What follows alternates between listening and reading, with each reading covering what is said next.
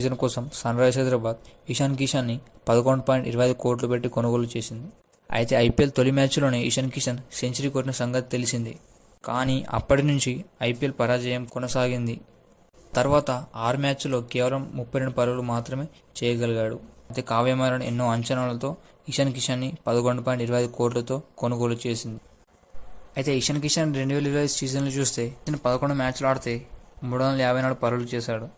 At an average 27.23, strike rate 152.58, తన highest score 106. Number 4 Andre Russell. 2020 season కోసం Kolkata knight riders Andre రసెల్ని 13 కోట్లతో retain చేసుకున్నారు. అయితే 2020 సీజన్లో ఆండ్రే రసెల్ తన పర్ఫార్మెన్స్తో కొంత నిరాశపరిచింది.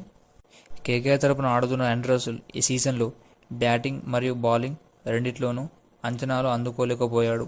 ముఖ్యంగా అతని బ్యాటింగ్ ప్రదర్శన మరింత బాధ పెట్టింది. ఎందుకంటే అతను చాలా మ్యాచ్ల్లో తక్కువ స్కోర్కే వెనుదిరిగాడు. అయితే కొన్ని మ్యాచ్ల్లో మొదటి బంతికే అవుట్ అయ్యాడు.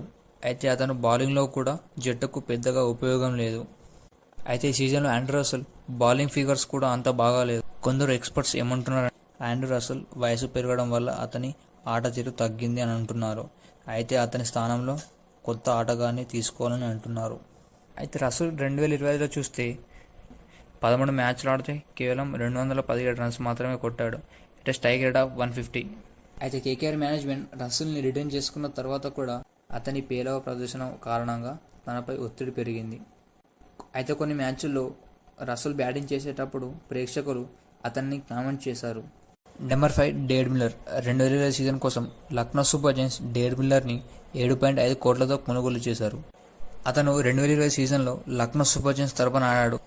కానీ అతని ప్రదర్శన అంత గొప్పగా లేదు. అయితే ఐపీఎల్ 2020 సీజన్లో డేవిడ్ మిల్లర్ ఫామ్తో పోరాడాడు. అతను 11 మ్యాచ్ల్లో కేవలం 153 పరుగులు మాత్రమే చేశాడు. అయితే ఎస్ఆర్హెచ్తో జరిగిన మ్యాచ్లో అతను ఎల్ఏజీ ప్లేయింగ్ 11లో కూడా లేడు. అతని పేలవ ప్రదర్శన మరియు ఎల్ఏజీ యాజమాన్యం అతని భావోద్వేగం ఆడుకున్నారని కొందరు అంటున్నారు. ఎందుకంటే తను గతంలో T20 ప్రపంచ కప్ మరియు ఐపీఎల్ ఫైనల్లో ఓడిపోయిన అనుభవం ఉంది.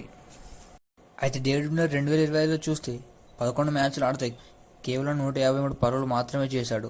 It an average of 30.60. తన స్ట్రైక్ రేట్ చూస్తే 127. తన highest score 27 versus Mumbai Indians. Number 6 Rinku Singh.